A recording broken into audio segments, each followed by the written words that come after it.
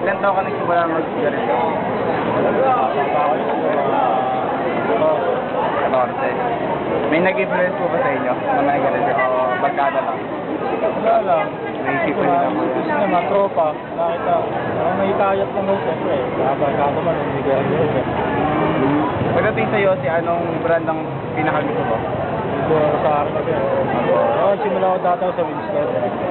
Ano yung pinakaiba na Marlboro sa ibang brand? Tingin niyo kuya? Kasi matapang yun yung Marlboro. Iba, ano lang. Since sabi mo, nung bata pa kayo, mga 14 years old kayo, nagsimula mag-yoti, mga nakakamagkano kayo sa isang araw na? Sa ngayon, ano, siguro, isang araw. Hindi naman masyadong madami.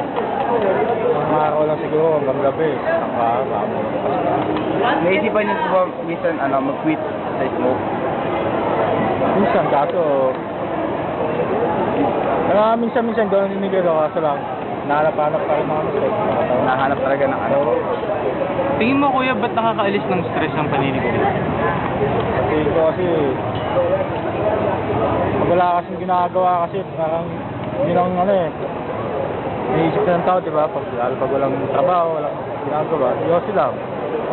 Ano sa tingin niyo ko yung mas maganda? Tabako or e-cigarette para sa'yo? Cigarette sa akin kasi hindi ko na titignan yung tabako na yun. Aware po ba kayo sa sin tax law? Sin tax bill? Ano naman? Ano masasabi niyo doon? Yung pagka tinaasan na yung presyo ng cigarette at saka ng liquor? Siguro naman, wala pa, ganun pa rin eh. Naninigarilyo pa rin ako eh, kasi sabi nagtaas na. Wala namang magawa yung mga di ba? Mga bayan natin. Kuya, last question. Anong mararamdaman nyo kung sa tingin, hindi hindi nag-i-exist ang sigarilyo? Anong pakiramdam mo ngayon kung sa tingin mo walang sigarilyo sa mundo ngayon? Wala lang. Parang ganun lang, oo. Okay, weather lang. Oo, weather lang. Salamat kuya.